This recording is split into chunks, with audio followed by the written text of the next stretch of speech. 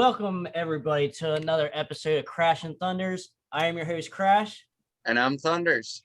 And this is one of our bonus track episodes with a very special guest, Martin Popoff. We are so honored and happy to have you on the show, my friend.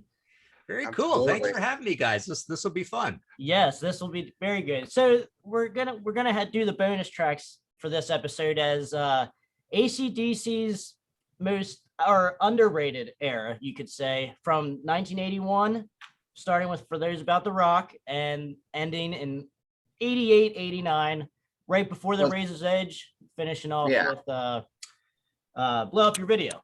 So we're going to go through chronologically here and start with For Those About to Rock and just, throw our ideas around and just see where we're all at on this underrated era. But I'm expecting to hear some different opinions, but especially with all the info and insight that Martin can give to the albums and the times and, everything else. Yeah, you're the man. You're the man for that. So that's why we got you here. So yeah, definitely. I mean, you got to get his books, by the way. But For Those About to Rock, looking back and giving it a listen after, there's some real good highlights that I feel reached higher than some of the heights on Back in Black, but the lows were like blundering. It's a very mixed effort. Beautiful gatefold, though. Yes. Cool. I found myself disappointed with it, really, in a way. Yeah. How about you, Krash? Yeah, I was gonna say, definitely, I agree with you. I texted you about this album a couple of days ago, and I was like agreeing with you as far as like I think the highs on this album definitely probably got higher than Back in Black, but as an album overall, there was For Those About to Rock had more lows.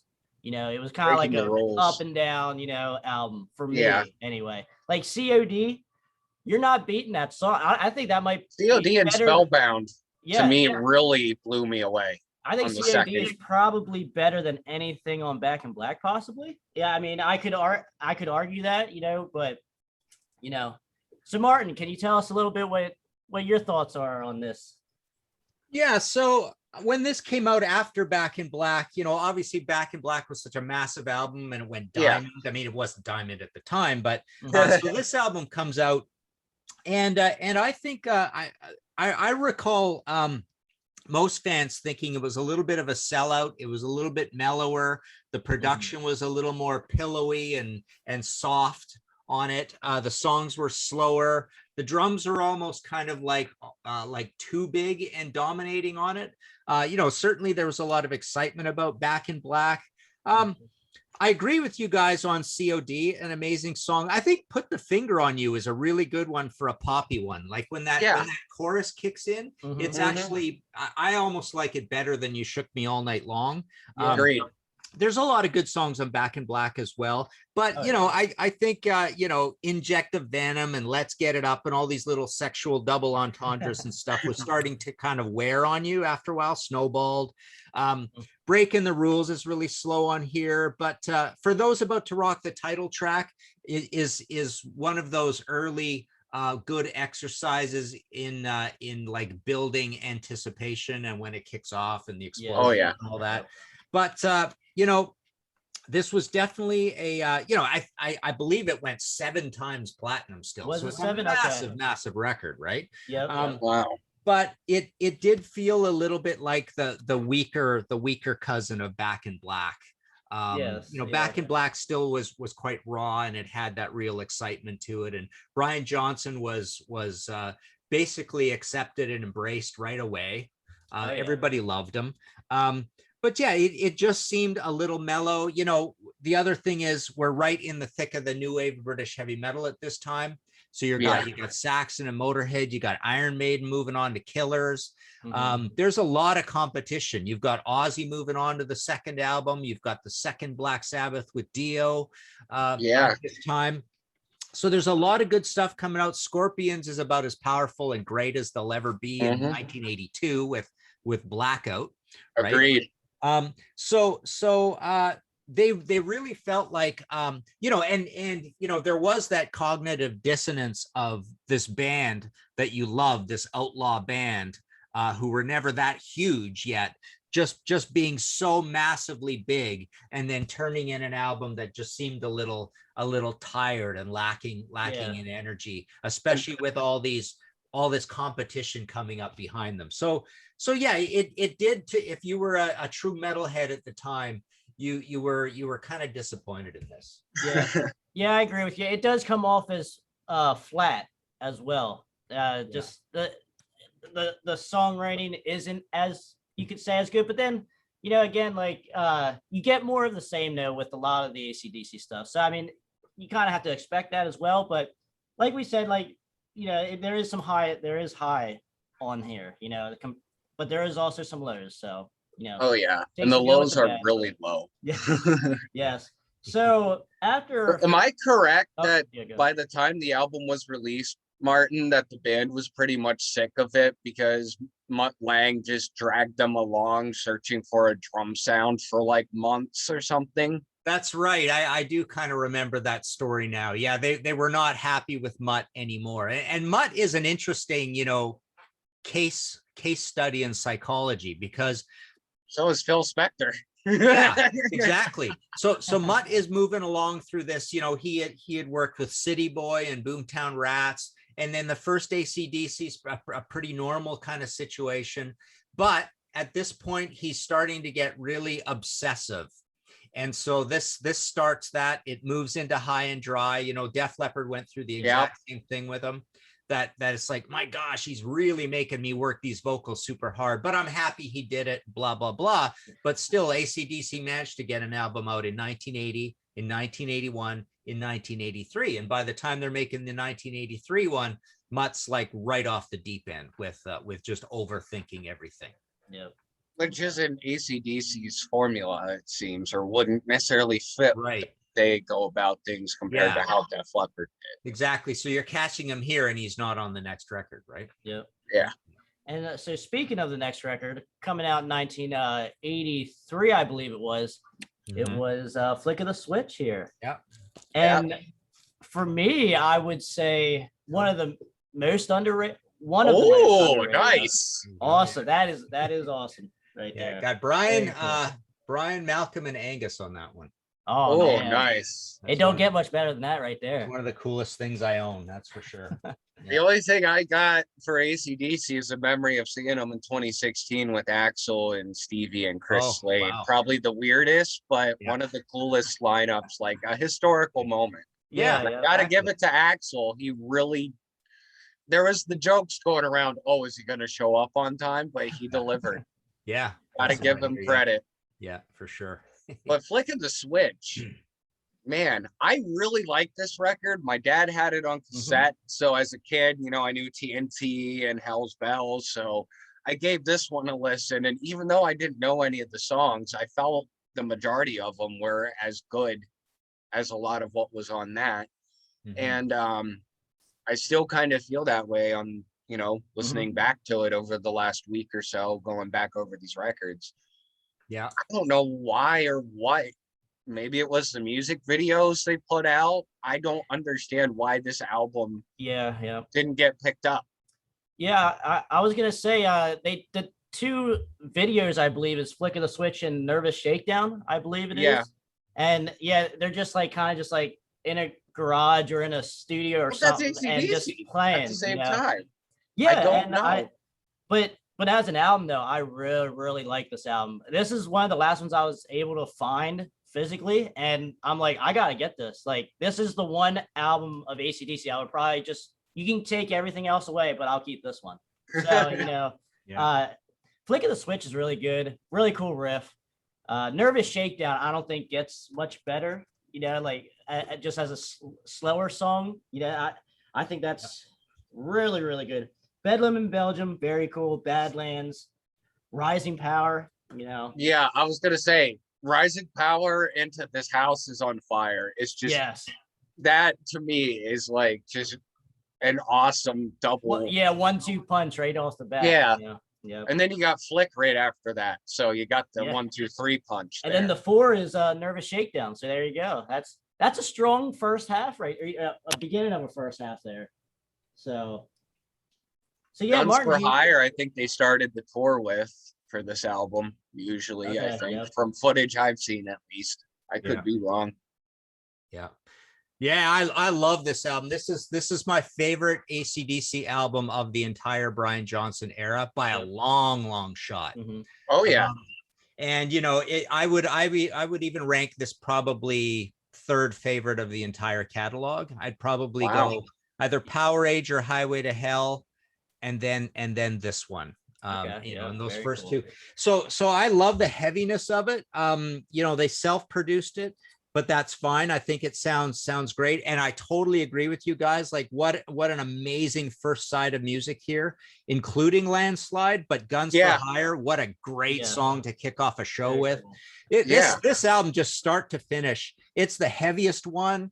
It's you know, people do complain, oh, it's self-produced, but I don't find the sound particularly bad at all. It's a little rawer. Me neither. Than the other albums, but I think even Fly on the Wall is actually rawer than this one. But the songs on here, Brain Shake and Badlands, just the riffs are so heavy, deep in the hole. There's actually, I look at this whole album, there's not a single song on here I don't like. To me, same here.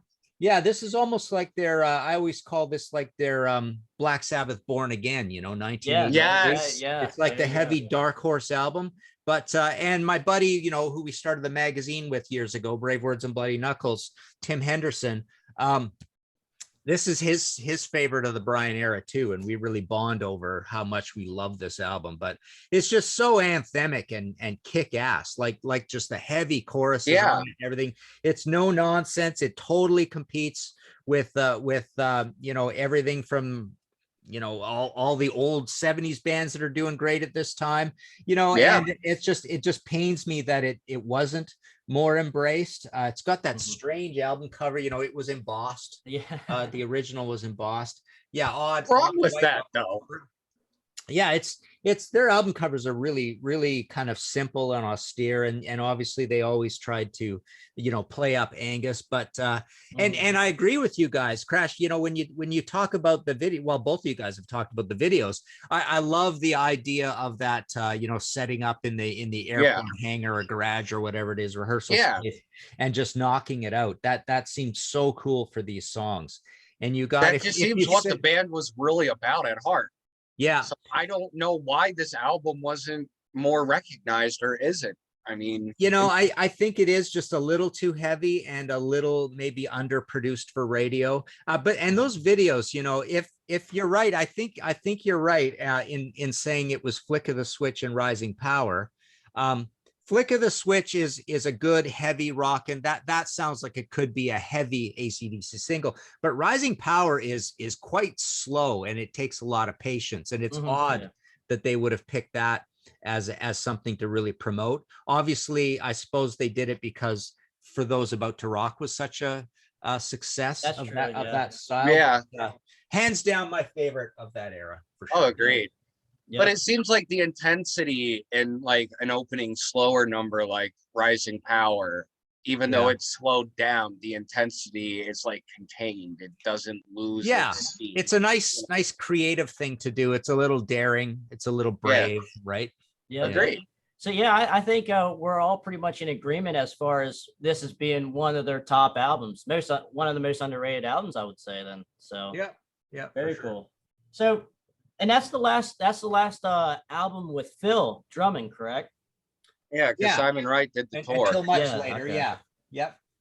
Okay. All right. So Simon actually comes on with the tour right away. So Simon plays on the whole tour. Okay. Yeah. All right. So then I'm gonna try to get Simon on here sometime too. That'd be awesome. He'd probably do it. He's a pretty approachable guy and easy to find. Yeah, that's what I am following him on Facebook. So he's a really nice guy. Yeah. Okay. When Krash and I talked about doing this with you, I saw him pop up on my newsfeed of him signing an AC/DC car. I'm like, hey, look at the irony. Yeah. So speaking of Simon right here, we go to the album that he was first on here, Fly on the Wall. Very. I do like this one a lot as well. That's more signatures. Can't go wrong, my man. Yeah, Oh, man. it's at the same time. This was all after the when they played. Did you guys remember hearing about the Toronto Rocks concert, SARS stock? You know, Yeah. it was called because there was a virus going around, SARS, and Okay. Yeah. way lower accounts than the whole COVID thing. But anyways, so they put on this booster concert, and 400,000 people. Apparently it might be the biggest show AC/DC ever played. And they weren't even the headliners, right? Rolling Stones was the headliners. It was, Oh, wow. it was Okay. Rush. All right. Well, it was a bunch of bands, but at the end it was I believe it went Rush, AC/DC, Rolling Stones. So What a bill. yeah, 400,000 people out in a big. It seems a little odd, but I would love to take a time machine back to something like that because that shows my music taste right there in a nutshell. I think there was Justin Timberlake on the bill, and which was the odd thing out, and he got really booed. Yeah. But BTO was on, not BTO, but I think it was Turner Bachman Turner, they called it. Okay. And then Tea Party might have been on. I think Tea Party was part of it. Yeah. Yeah, it was cool. Yeah, that's. And so this was at the hotel the next day afterwards. Nice. Got to interview Malcolm. Oh, and okay. then I had Malcolm sign them in the interview, and then I got the Sony rep Sean Cordner to go down the hall and get me Angus and Brian. It's funny. I'm waiting in the hallway, and Angus comes pedaling out with his little tray of tea, and he's got like a bathrobe on. Hey, Angus. that was really cool. Yeah. Awesome. That's awesome. No.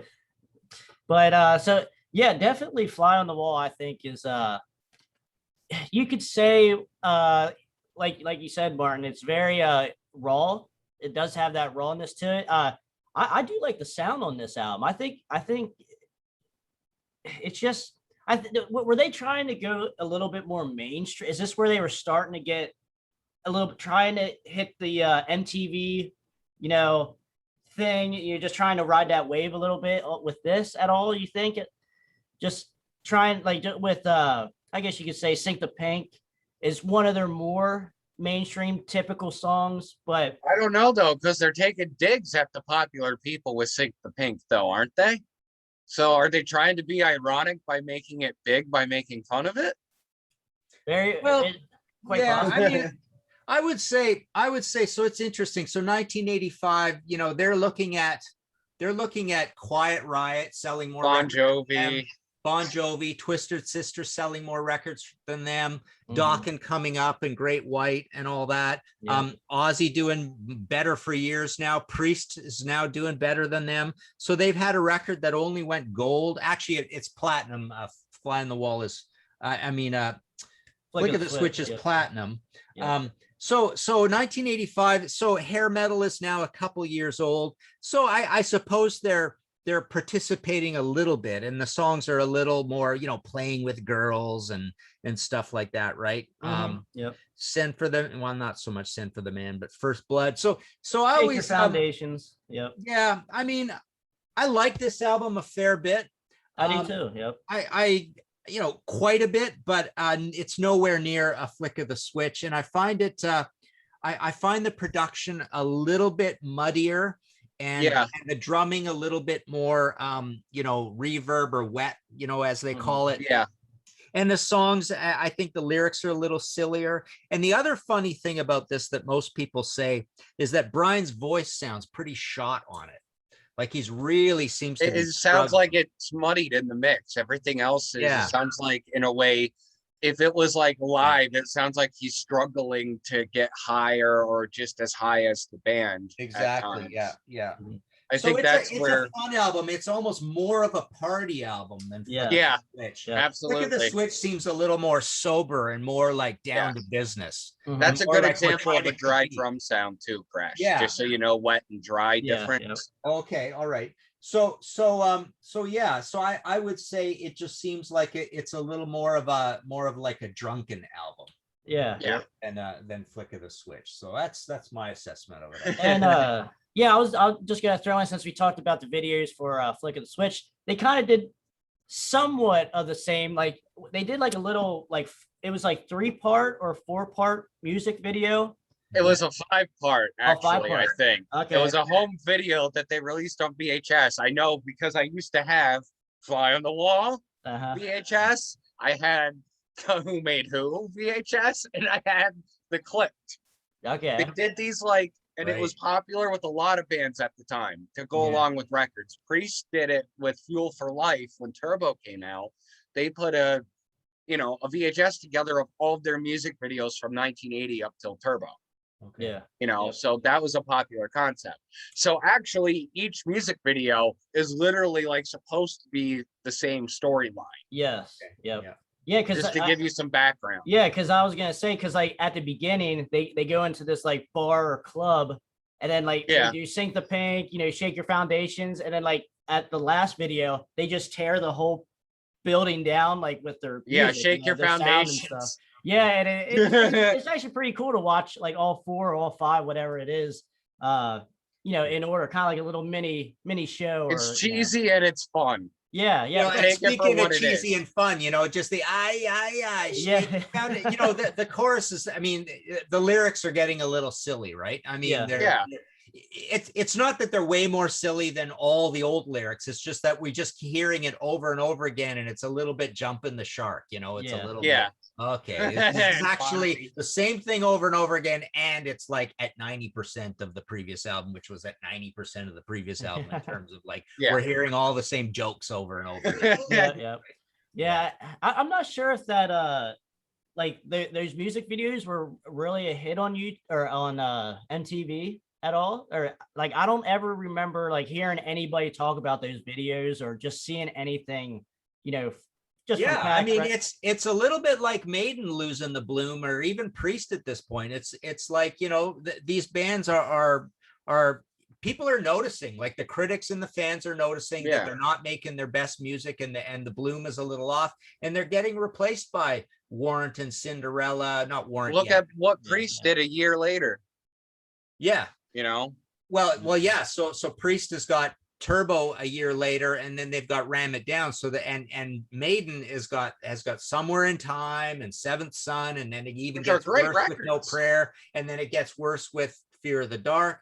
And like it's sort of the same record over and over again, and AC/DC's kind of caught in that a little bit as well, and you get the young upstart bands that are really doing well, and it's just like leaving these old guys in the dust a little bit, right? Yeah, and I guess definitely there's a lot of that going in with the MTV and such. They want to play the hot, not the has-beens. But it's a double-edged thing, because at the same time they'll always have a core audience because of the legacy they had built up beforehand up to that point anyway. Yeah. I always make the point too. It's kind of interesting. It's a weird concept, but it's kind of true. When they're on the Fly on the Wall tour, they're essentially touring Back in Black. When they're on the Flick of the Switch tour, they're essentially touring Back in Black. When they're on For Those About to Rock, they're touring Back in Black, because you literally are when you're going out promoting your music by going on tour, AC/DC, when they're doing that, they're actually selling more copies of Back in Black than they're selling of the current album. When they go on tour. So from a label point of view, it's like they're still on the Back in Black tour in 1986. Right? And you could argue that with even probably up until now. Even up until their new albums and such. Like, you could say that with Judas Priest or any other band that survived the 70s and 80s except transition. it's more of a pronounced thing when it's at the time, because you can't really say that now because Judas Priest isn't touring and selling tons of copies of British Steel right now. But in 1986, like Back in Black is selling 1 million copies a year still, right? Which is insane. On its slow march to Diamond, right? Yeah. Because if you think about it, if Flick of the Switch is only platinum, and Fly on the Wall, I think is platinum, or maybe even just gold. I think it's platinum. Yeah. But platinum means 1 million copies, right? So Back in Black by that point is probably at 4 or 5 million. So it's going to sell another million in 86 and another million in 87, right? Yep. Because Yeah. it's way past diamond. I don't know what it's at, but I think it's at something like 16 or 20 million. Right? I was gonna say, I guarantee you, there's still young kids buying it for the first time as we're sitting here talking about it. Yeah. You can't go to a new vinyl section in any store that sells vinyl or CDs and not see a new copy of Back in Black. Yeah. So that just strengthens the argument there for that. So I agree with that. AC/DC alone, I mean, Well, like anything else, after so long, it doesn't matter what you do at a certain point. You're always going to have an audience that's willing to see you. Yeah. Yep. That's a blessing, man. Oh yeah. That I mean, but this concept really mostly works when you've got a gargantuan album, same thing with ZZ Top with Eliminator, right? Yes. So for like 6 or 7 years, they're essentially on the Eliminator tour. It's something that's literally a game changer and a starting point for a point of history or a point of reference in history, No. So yeah, so definitely Fly on the Wall, very, very good album. Now, Who Made Who Yes. might be considered a red-haired stepchild to a degree as a greatest hits, but it's a soundtrack record. Yeah. So didn't they use a different take? Here, yeah. Nice. Didn't they I use never a different count this really. I never really think about this one, but yeah, we only same did it here. because of the new tracks on it, technically. Yeah, but what were the new tracks? DT and instrumental. DT, Who Made Who, and Chase the Ace. Yes, and Chase the Ace is an instrumental as well, I believe, right? Yep. Yeah. Okay. All right. So yeah, so basically you get one new track, and it's an amazing track. I mean, Who Made Who is a great AC/DC song. One of the best agreed. Of the entire 80s. Yeah. Did that start to put them a little bit back on track? Did this fare better, Martin? I don't quite remember. I mean, it did get them a little bit of press. I mean, it kept them in the news because they did have a hit single. There's your back cover of it, what it looks like, right? Yeah, I think so. I think it kept them in the game, put it that way, right? They were on maximum overdrive in that. So yeah, did that do well in the box office? Because I hear a lot of people remember. Yeah, I don't know. I love that movie. I mean, I think it's corny as hell, but that's the point. 80s horror is like that, but yeah, I'd say as a single, Who Made Who was probably as big a hit as anything on Fly of the Wall, and for that matter, Flick of the Switch. Because I remember having a live single that was supposedly from Who Made Who era, and it was a 45 on Atlantic, and it was You Shook Me All Night Long live, and the B-side was She's Got Balls live. Wow, cool. So I think it gave them a chance to reissue and capitalize further on Back in Black. Right. Yeah. And then having that live version with Bond doing She's Got Balls was great to hear. Yeah. With some lyrical changes. Because he could be dirtier live. Yeah. Yeah, so not too much to talk about for Who Made Who other than basically the title track. So which I think song. Yeah, which is a good song. They still play it on the mainstream radio today, I hear. Around here anyway. So and they play it sporadically live. They didn't play also this little weird thing put out too, right? Yes, that was at around the same time, correct? Yeah, and it's funny. Every single song on that is an old song. Yeah. Yeah. I think that was put as a stopgap in '82, wasn't it? Because didn't they release 30 Deeds officially in the U.S. right Yeah, it's a long story there. This is 84, but there's that whole like they were ticked off that Dirty Deeds came out and it caused confusion. Yep. Is this the new AC/DC album and all that? But it was a brilliant business move because it sold a ton of copies. So I wish I still had my Australian import copy that I got as a teenager that I don't know what the fuck happened to it. Yeah. That's like $500 in beat up shape at least, you know? Yeah. But it's funny you brought up 74 Jailbreak because I love that record or that EP. I didn't know. I knew it was early for if it said 74, so I got it because I thought it was the earliest I could get, which technically in the US, But I went on eBay and I got a Russian import that has the Australian High Voltage. Oh yeah. And Back in Black on the same CD. Ah, okay. Yeah. This is the only way I could get that album, and I love that version, and I wish that it was more readily available than it is. Yeah, that would clear up a lot of confusion. So this came out in 84, and it says right under 4 of the tracks that they're from 1975, and Jailbreak itself is from 1976. Yep. And The that one, original they 30 did Deeds. that old video for it, right? Yes. Remember? Yep. So that got aired quite a bit again and got them a little bit of press, right? Yes. Yeah. Yeah. Yeah, because I was gonna say that's the one where Bon Scott? He escapes the prison Yeah. and gets shot. Yeah. Yeah. Yeah. That's a cool little video. I like that video. Yeah. The original High Voltage has AC/DC's only ever ballad love song. Right. Yeah, that's right. Yep.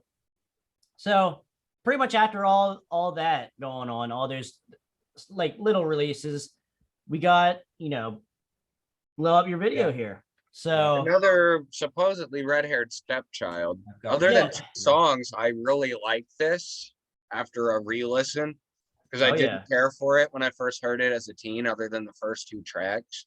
yeah. But Two's Up is amazing, I think. I really, really enjoyed Nick of Time a lot more than I did the first time around. A little bit mixture of their boogie rock with a little bit of that melody in there. I can see where they were going with stuff on Racer's Edge. I could hear hints of what was to come. Mean Streak, Mean Streak's a very good song. I don't like Go Zone. Go Zone's Don't okay. I mean, I understand your gripe with it, but it's still listenable. Still Some Sin for Nothing. Yes. I love that one. Yeah, Some Sin for Nothing. Very cool. I think very bluesy. Yeah, definitely. Martin, like both me and Thunders here agree. Like, we were talking about this earlier. I can sense that they went kind of like definitely more mainstream on this album, commercial, you could say. But also I feel like it could possibly be more bluesy, if possible, than their previous stuff as well. Yeah, I'd say it's both of those things, and both of those things are things I don't like, and I really don't like this album. I don't like the production at all. I think they really screwed up on the production. Okay. Hard to believe it's Harry Vanda and George Young, but I just Yeah, find it so muddy and missing treble. And I hate these sort of like the title "Some Sin for Nothing" is just so dumb. And then Kissin' Dynamite is dumb. That's the way I want to rock and roll, is just a horrible title and song. I just don't like that one at all. And that was a single, wasn't it? Yeah. Well, Heat Seeker as well. Yeah. I don't like that song really much at all either. The ones you mentioned are some of the ones I do like, but yet I can't even remember them. So I'm like really. Two's Up is the one about a threesome. Give me head, give me tails. Yeah. And I can't remember the riff at all. And Nick of Time, I vaguely remember, and you're right, it's got a little bit of a strange melody for AC/DC, but yeah, I just don't like anything about this, And right off the bat, I hate the cover, and that title is ridiculous. Like, blow up your video. What the heck does that even mean? And it's just this bad picture of Angus coming out of a TV, which of course looks really old now. Yeah. Yeah. Everything about it is just I just think it's a big fail. When I first saw that cover, and I looked back at that cover for the first time in about a decade, for me, I fucking died, because the TV reminds me of I have a DVD with old interviews with Paul McCartney and Tom Snyder, and Paul McCartney was in Japan, so they were using this, one of the most archaic like satellite instant TV to talk with him, and it looked like to me what this ancient space age looking TV was. And that title, you think about it, it's like, okay, if you're gonna say this properly, you'd say blow your video up, not blow up your video. And also it's like blow up your video. So are they saying, oh, we don't like videos because they've made a lot of videos? Are they trying too hard? Like, who cares, right? It's just a stupid topic, like when you hear these rock stars complaining about the making of videos. So that's dumb. And also, blow up your video actually also means make your video a bigger hit, like blowing up, right? So it's just so vague and complicated. and just having the word video in your album title just sounds stupid. Yeah. Dated, and it's like, okay, so what is Yeah, it is does this sound dated. is it I'll a give you video that. or is it an album, right? Is it an audio thing, or is this some sort of new, Is this a new laser video disc? disc or laser disc? It's just the whole thing is Laser dumb. disc made to look like a vinyl. They got CDs that look like a record. Yeah. Yeah, it's just a crap album, but I know what you mean. I mean, there's probably almost half the songs on here that, had they been recorded better, would have probably been pretty cool tunes. Although the lyrics, I don't think are that great. Two's Up kind of gives me a similar vibe to like Overdose. It's kind of like that slower, vibey, stoner, heavy rockin' tune. I seem to remember This Means War is a really good one on here. Yeah, that's a good way to close it, which is really odd that it's one of the most like breakneck speed ones, I think, if I recall correctly. Yeah, just a very annoying album. And that was the last with Simon Wright, too. Right. Yeah. Yeah, that's right. Because I think Phil ended up coming back. Chris Slade Ballbreaker. one. Yeah. Yeah. And then Chris Slade did Razor's Edge, and what was Big Gun on? I've only ever heard that on bootleg. Yeah, that's only a B-side, or it's another soundtrack song or something like that. Yeah. All right. Yeah. But Simon Wright, he doesn't really have a personality that he brings to any of these records. I mean, even when you hear him on Dio records, he can sound like one drummer on one record and sound like a different drummer on another. I love Simon to death. I'm just saying he doesn't really have a style that you say is the Simon Wright style. And that's what I feel a little bit about his work on these two records. They don't particularly sound like the same drummer. This one's a little more up tempo and a little groovier. I mean, if you were to say anything good about this, I'd say I like the Simon on this one better than the other one, although the recording that is given him on both of the records is faulty. Yeah. It's not that great. So yeah, there you go. Yeah, good point. So but since we have you here, Martin, you want to say anything about Razor's Edge at all? Yeah, I think Razor's Edge was a good return to form. And it sold great. It was a huge hit. Thunder. Yeah, I was gonna say that it had other songs on it. I brought a copy of it out here actually. Are You Ready? Got You by the Balls was really good. Good recording. Bruce Fairburn did it. So this is I have an episode of my History in 5 Songs with Martin Popoff podcast called Go to Vancouver and Try Harder. And this is their Go to Vancouver and Try Harder album, right? So it's like you're getting into the 90s. Motley Crue does it. Everybody makes a better record when they go to Vancouver, right, and try harder. So this is them saying Brian say like Tina Turner in a way. Yeah, and if you really listen to it. Yeah, interesting. Yeah. But basically the production's better, the songs are sharper, there's more variety, everything's just a little more inspired, it's a little more showier. So I just think they realized, man, we've had 3 albums in a row that have been kind of duds, we got to get back on top. They actually accomplished that. So was that the first one that only Malcolm and Angus wrote the lyrics for and the songs? Oh, I don't know. That's a whole soap opera with AC/DC, and a little bit of a mystery. You don't really know who wrote the lyrics on a lot of this stuff. They've kept that pretty mum, right? Yeah. And then Brian kind of complains about that. I don't remember the story. I remember reading all about that about 2 years ago. Yeah. There was a big sort of gossip fest about that whole thing at one point. So I'm not. I think it was based on a book that came out too called "The House the Youngs Built." Yeah, I got to read that. I hear that's a really good book.